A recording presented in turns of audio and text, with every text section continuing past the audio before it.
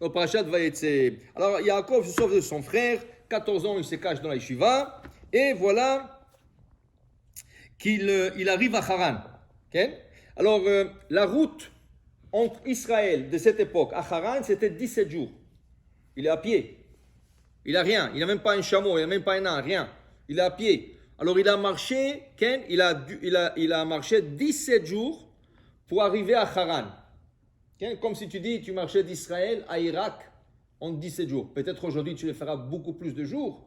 Mais la Gemara, dans Rosh Hashanah, explique que depuis le temps des patriarches et depuis le temps de Tanaïm, les routes ont changé. En quoi ils ont changé? Après la destruction du premier temple, Akadosh Baruch Hu a fait sortir de la terre des collines, des montagnes, des forêts. Et là, les routes devenaient plus difficiles et plus longues. Tandis qu'à l'époque, tu pouvais les parcourir en 17 jours, des fois 3, 10 jours, ça dépend. Mais c'est quand après la première destruction du temple que les routes ont changé. Il arrive à Haran. Et là, Rashi nous ramène la Gemara qui dit la chose suivante.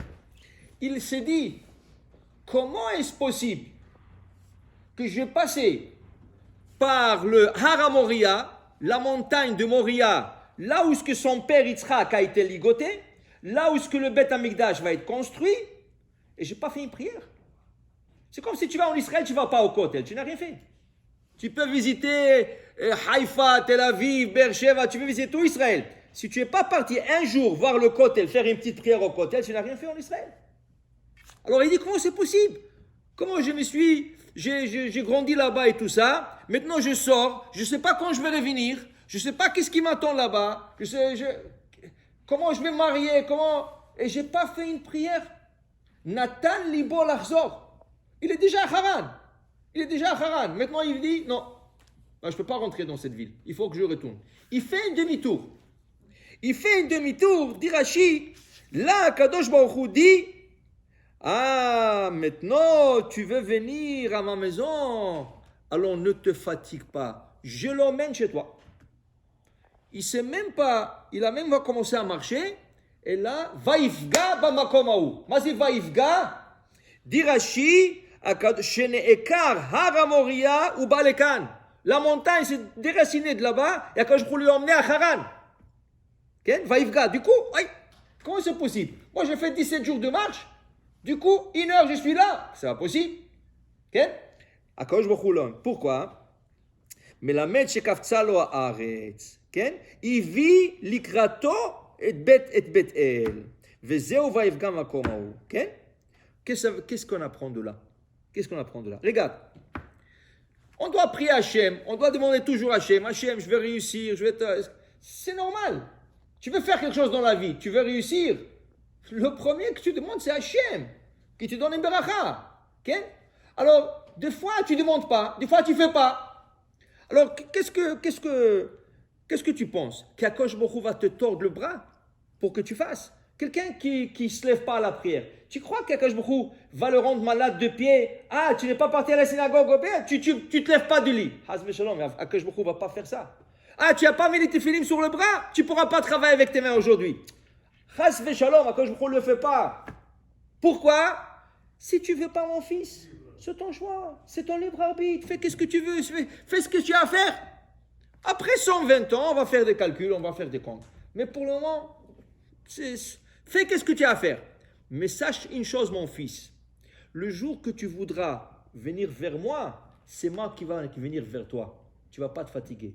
Moi, je vais emmener les choses vers toi et tu auras la facilité de le faire. Ça veut dire que quand quelqu'un veut faire quelque chose, Akadosh Baruch Hu le facilite.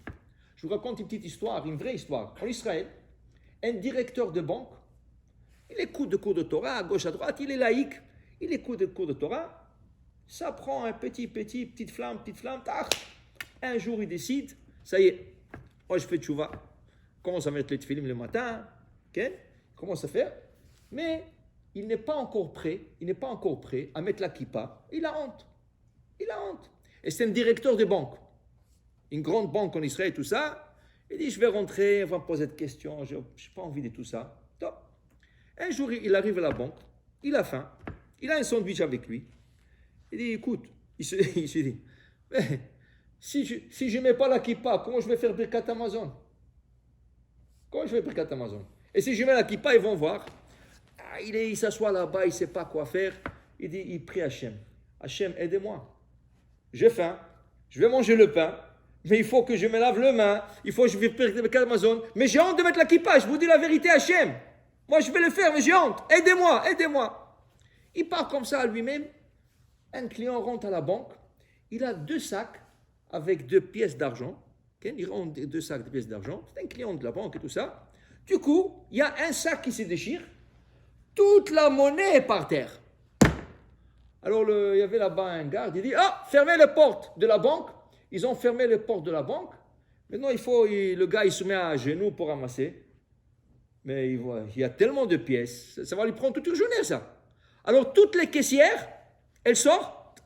Elles se mettent à genoux. Elles se mettent à ramasser avec lui. Tout le monde, tous les clients qui avaient là-bas, ils se mettent à ramasser avec lui. Lui, il ne regarde pas son bureau. Il regarde. Mais ils n'ont pas honte. Regarde, ils sont par terre. Qu'est-ce qui se passe pour des pièces, tout ça? C'est quoi? Moi aussi, je veux. C'est mon occasion. Qu'est-ce qu'il fait?